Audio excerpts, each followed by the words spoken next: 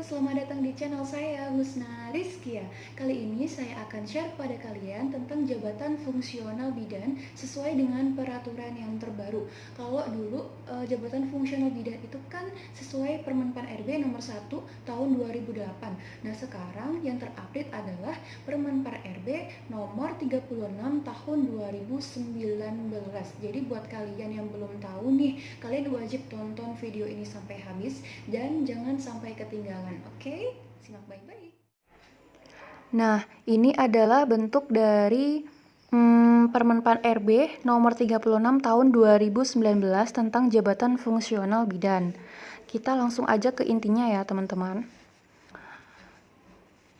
Di sini, jabatan fungsional bidan merupakan jabatan karir PNS. Dan bila kalian ingin jadi PNS atau kalian yang saat ini sedang PNS, kalian wajib tahu tentang ini ya, teman-teman.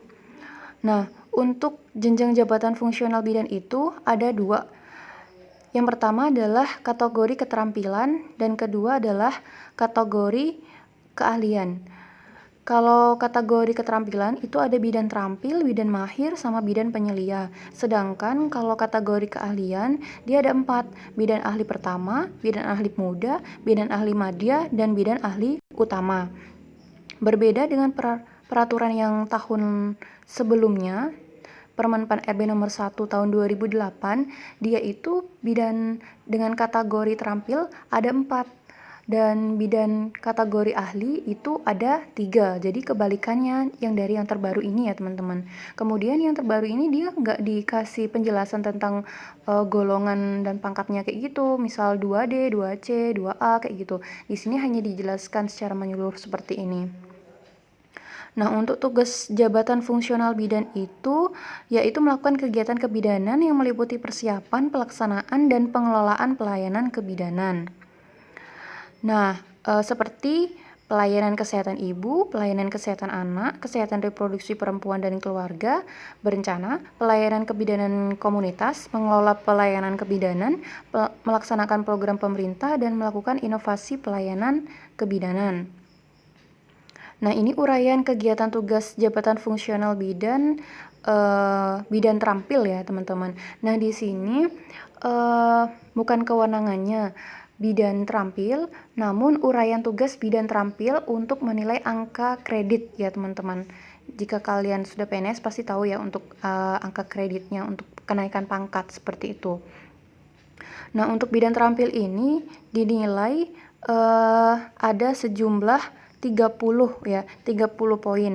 Jadi kalau teman-teman bisa mencapai 30 poin ini, di setiap poinnya itu nilainya 100% ya, seperti itu. Kalau bidan terampil ini dia uraian tugasnya itu fisiologis ya, teman-teman. Kayak kehamilan fisiologis, persalinan fisiologis, kemudian nifas fisiologis, dan kemudian KIE rutin, kemudian lab dasar, pemeriksaan laboratorium sederhana, pelayanan kebidanan misal kayak HB, protein urin kayak gitu ya, teman-teman. Kemudian imunisasi dasar dan KB kondom dan oral. Nah, kalau di sini teman-teman udah melakukan pelayanan KB oral dan kondom udah 100% kayak gitu.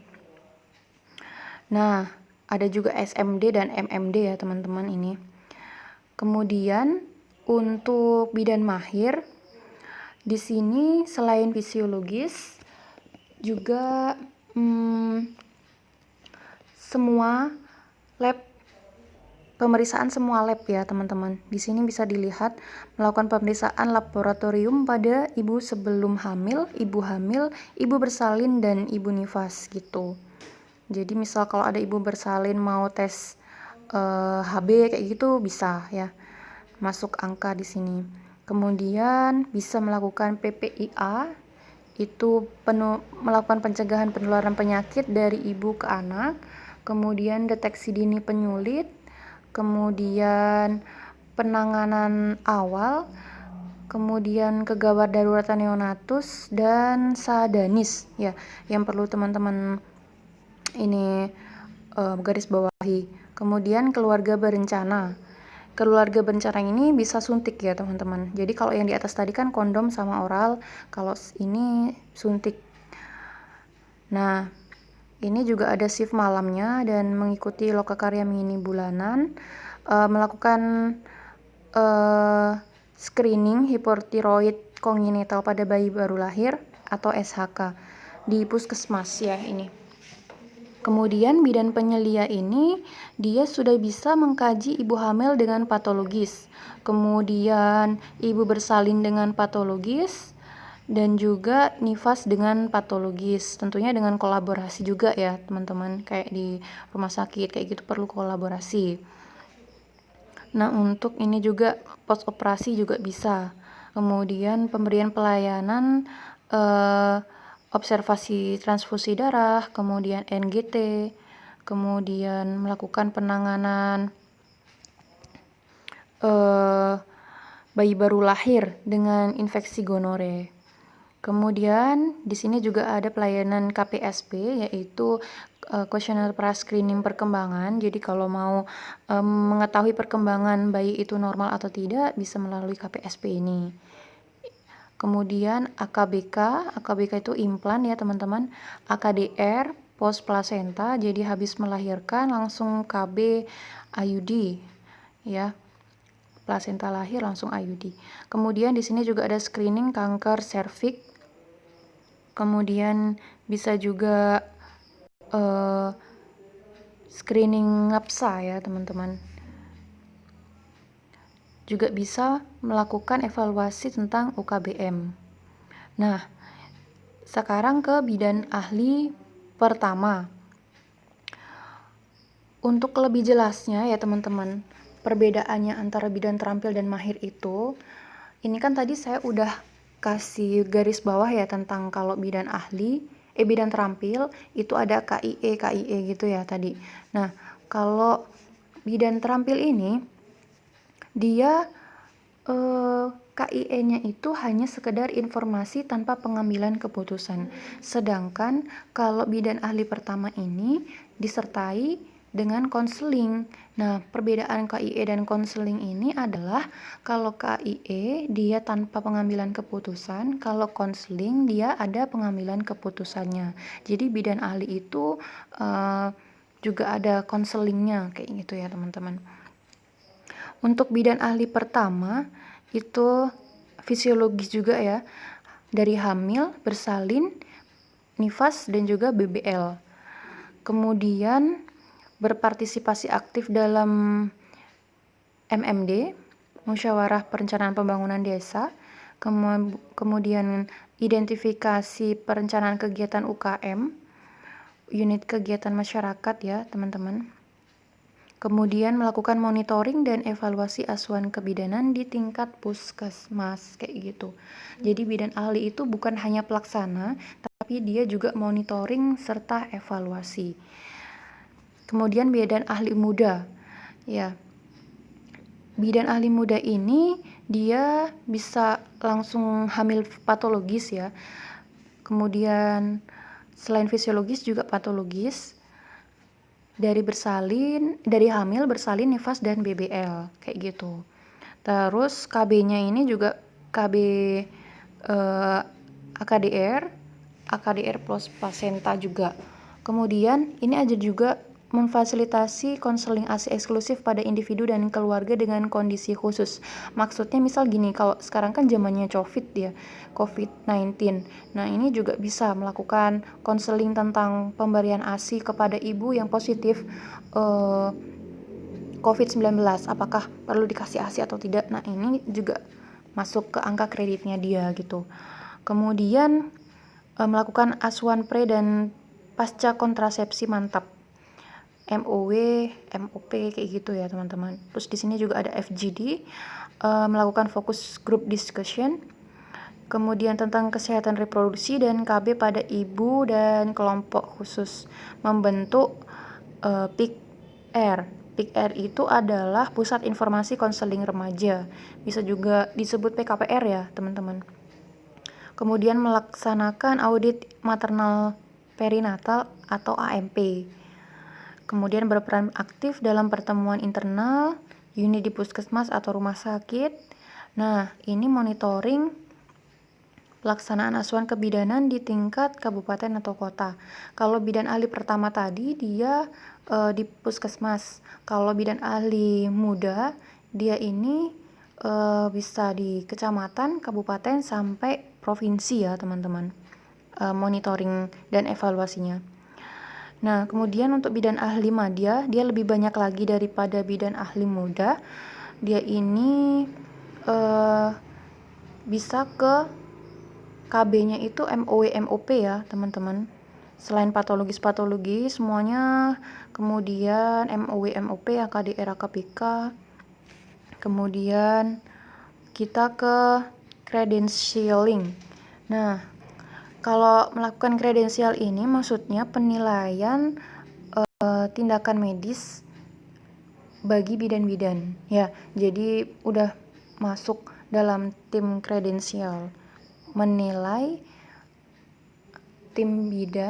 bidan-bidan apakah udah sesuai dengan SOP kayak gitu. Nah, bedanya lagi sama yang di atas itu bidan muda, dia itu ini sudah bisa menyusun SOP, kemudian bisa nyusun renstra, bisa nyusun perbaikan mutu, kemudian nyusun pedoman di pelayanan kebidanan ya, kemudian evaluasi dan monitoring kegiatan onkologi, dan merancang program kesehatan ibu serta perbaikan gizi ibu. Kemudian untuk bidan ahli utama ini setingkat nasional ya teman-teman. Misal nih kalau di Indonesia itu kayak di RSCM kayak gitu. Nah, di sini kasus-kasus subspesialistik di bidang endokrinologi reproduksi kebidanan dengan kolaborasi ya teman-teman. Jadi udah tingkatnya udah atas gitu intinya kalau di yang utama ini. Jadi subspesialistik dari hamil, bersalin, nifas sampai anak. Kemudian yang terpenting yang namanya udah nasional ya. Jadi dia udah bisa melakukan pembinaan etik dan disiplin bidan, kemudian kredensial asuhan kebidanan oleh bidan kategori keahlian dan jenjang di bawahnya, dan bidan kategori keterampilan. Jadi ini udah paling tinggi. Jadi dia udah bisa nilai bidan-bidan yang udah di bawahnya kayak gitu. Kemudian melakukan pengkajian kebutuhan SDM kebidanan di tingkat provinsi dan nasional. Kemudian role model ya, dia role model dalam pelayanan kebidanan, mengembangkan inovasi asuhan pelayanan kebidanan, kemudian menyusun pedoman KB dan Kespro di tingkat nasional. Jadi dia yang bikin pedoman nasional gitu. Terus mengevaluasi hasil penerapan inovasi pelayanan kebidanan komunitas, menganalisis jurnal internasional. Jadi harus bisa bahasa Inggris ya teman-teman. Nah, kemudian bidan ini, yang bidan ahli utama ini dia dinilai oleh instansi pembina. Kemudian, untuk hasil kerja tugas jabatan fungsional bidan ini, untuk bukti-buktinya dia bisa dari laporan dan juga buku logbook ya. Jadi tidak hanya pelayanan aja, dibuktikan harus dengan laporan dan buku logbook. Kita lanjut ke sini. Nah, bidan yang berada 1 sampai dengan 2 tingkat di atas atau 1 tingkat di bawah jenjang jabatannya dapat melakukan kegiatan tersebut berdasarkan penugasan secara tertulis dari pimpinan unit kerja yang bersangkutan. Misal nih, teman-teman udah jadi PNS, kemudian teman-teman ini kan D3, jadi kan di puskesmas bidan terampil. Nah, tapi di puskesmas teman-teman ini nggak ada bidan mahirnya gitu. Jadi kalau teman-teman mau ngerjain tugas dari bidan mahir, harus ada surat penugasan secara tertulis dari kepala puskesmas atau dari pimpinan unit kerja tersebut gitu. Nah, baru teman-teman nanti bisa istilahnya berwenang kayak gitu ya teman-teman, bisa ngerjain. Nah, kalau bidan terampil ngerjain tugasnya bidan mahir itu setiap poinnya 80%. Nah, berbeda dengan bidan mahir yang ngerjain tugasnya bidan terampil, nah itu 100% gitu. Kalau bidan terampil ngerjain bidan terampil ngerjain tugasnya bidan terampil ya 100% gitu. Jadi mending ngerjain punyanya sendiri ya teman-teman. Kemudian bidan kategori keterampilan dapat diangkat dalam jabatan fungsional bidan kategori keahlian apabila memenuhi persyaratan tersedia kebutuhan untuk jabatan fungsional bidan kategori keahlian, memperoleh ijazah pendidikan profesi, memiliki SR bidan, lulus UKOM, dan memiliki pangkat paling rendah sesuai dengan ketentuan pangkat jabatan fungsional bidan kategori keahlian. Jadi misal nih teman-teman bidan kategori keterampilan dapat diangkat dalam jabatan fungsional bidan keahlian apabila memenuhi syarat. Jadi kalau teman-teman udah D3 mau jadi bidan ahli pertama, jadi teman-teman itu harus punya ijazah profesi bidan dulu. Misal harus S1 kebidanan kayak gitu. Nah, kalau sekarang kan D4 itu dia masih sementara ya. Karena kebanyakan sekarang kan D4. S1 kebidanan itu kan masih jarang. Jadi masih diperbolehkan lah untuk bidan ahli pertama. Nanti dijelaskan di bawah ya, teman-teman. Ini yang saya maksudkan tadi. Misal nih, teman-teman mau naik pangkat. Nah, itu misal kalau butuh angka kreditnya itu dia kan butuh misalnya angka 100. Nah, dari 100 itu 20%-nya harus ada kegiatan penunjang. Misalnya kegiatan penunjang itu apa aja ya? Jadi pengajar atau pelatih di bidang tugas jabatan fungsional bidan, keanggotaan dalam tim penilai, kemudian tugas lainnya mendukung pelaksanaan tugas jabatan fungsional bidan, perolehan penghargaan atau tanda jasa, atau perolehan gelar atau ijazah kayak gitu. Nah, next di sini organisasi profesi bidan ya. Jadi setiap bidan itu wajib punya kartu anggota IBI ya teman-teman, dan harus wajib harus mematuhi kode etik kebidanan kayak gitu. Nah, IBI sendiri itu punya tugas menyusun kode etik dan kode perilaku profesi, memberikan advokasi dan memberikan rekomendasi atas pelanggaran kode etik kayak gitu. Nah, kalau teman-teman ini bertugas di daerah terpencil, teman-teman itu dapat angka kredit paling banyak 25% dari angka kredit kumulatif gitu.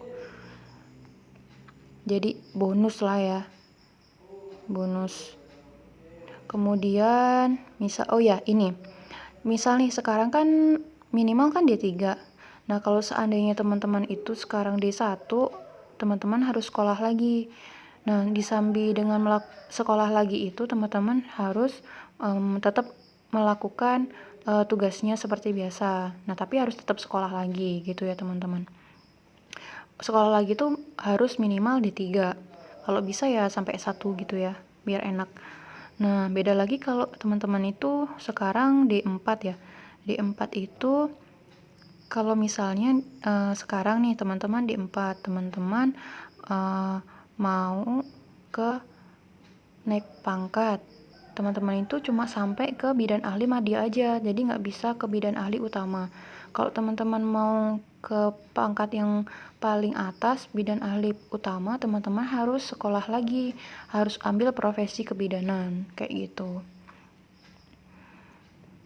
Jadi mentoknya D4 itu dia cuma sampai bidan ahli madya, sampai ketiga ya teman-teman. Nah, ini udah selesai. Itu aja.